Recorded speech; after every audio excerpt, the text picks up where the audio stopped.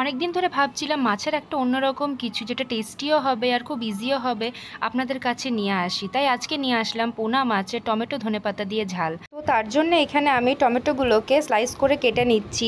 আর যদি এই রান্নাটা দেখে আপনাদের ভালো লাগে তাহলে বাড়িতে বানিয়ে একবার ট্রাই করবেন আর আমাকে কমেন্টের মাধ্যমে জানাবেন যে কেমন হয়েছিল। আর আমার চ্যানেলটিকে লাইক শেয়ার সাবস্ক্রাইব করতে কিন্তু ভুলবেন না। এখানে আমি টমেটোগুলোকে স্লাইস করে নেওয়ার পরে একটা ব্লেন্ডিং জারে দিয়ে দিলাম আর এটাকে ব্লেন্ড করে একটা পিউরি করে নেব। এরপর আমি এখানে কিছু ধনেপাতা কেটে নেব, ভালো করে চপ করে নিচ্ছি। এই রান্নাটাতে দুটোই মেন ইনগ্রিডিয়েন্ট, একটা হচ্ছে টমেটো, একটা হচ্ছে ধনেপাতা। এরপর আমি আমার ঝালের অ্যাকর্ডিং এখানে কিছু লঙ্কাও কেটে নিচ্ছি। বাস আর কি, এরপর শুধু মাছগুলোকে নুন হলুদ মাখিয়ে নেওয়ার পালা। মাছগুলোকে এখানে আমি নুন হলুদ মাখিয়ে নিয়েছি আর গ্যাসের ফ্লেমটাকে এরপর অন করে আর একটা কড়াই গরম হতে দিয়ে দিয়েছি। এই রান্নাটা এতটাই সিম্পল হয় যে বড়োর থেকে ছোট অবধি সবাই খেতে পারবে।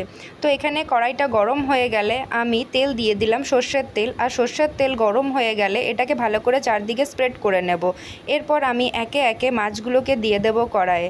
মাছগুলোকে দিয়ে আর ভালো করে ভেজে নেব।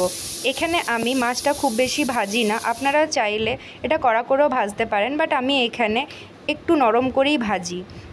এরপর মাছটা ভাজা হয়ে গেলে ওই সেম কড়াইয়ের তেলটাতে পাঁচফোড়ন আর কাঁচা লঙ্কা দিয়ে দেবো। এরপর টমেটো পিউরিটাও দিয়ে দেবো। টমেটো পিউরিটা ভালো করে কষিয়ে নিতে হবে। এখন টমেটো পিউরিটা ভালো করে কষা হয়ে গেলে এর মধ্যে আমি এবারে দিয়ে দেব পরিমাণ মতন নুন। নুনটা দিয়ে দেওয়ার পরে এখানে আমি দিয়ে দেব পরিমাণ মতন হলুদ। হলুদটা আমি একদম একটু ব্যবহার করেছি। এরপর হলুদ আর নুন দেওয়ার পরে দিয়ে দেব এখানে একটুখানি চিনি। চিনিটা একদম অপশনাল, আপনারা চাইলে দিতেও পারেন বা নাও দিতে পারেন, স্কিপ করতে পারেন। চিনি দিয়ে দিলে যখন তেল ছেড়ে যাবে তখন এর মধ্যে জল দিয়ে দেব। জলটা যখন ভালো করে ফুটে উঠবে এর মধ্যে একে একে মাছগুলোকে দিয়ে দেব। আর তারপরে নামাবার আগে ভালো করে ধনেপাতাটা দিয়ে আর নামিয়ে দেব। তো আমাদের রেডি হয়ে গেল পোনা মাছের টমেটো ধনেপাতা দিয়ে ঝাল।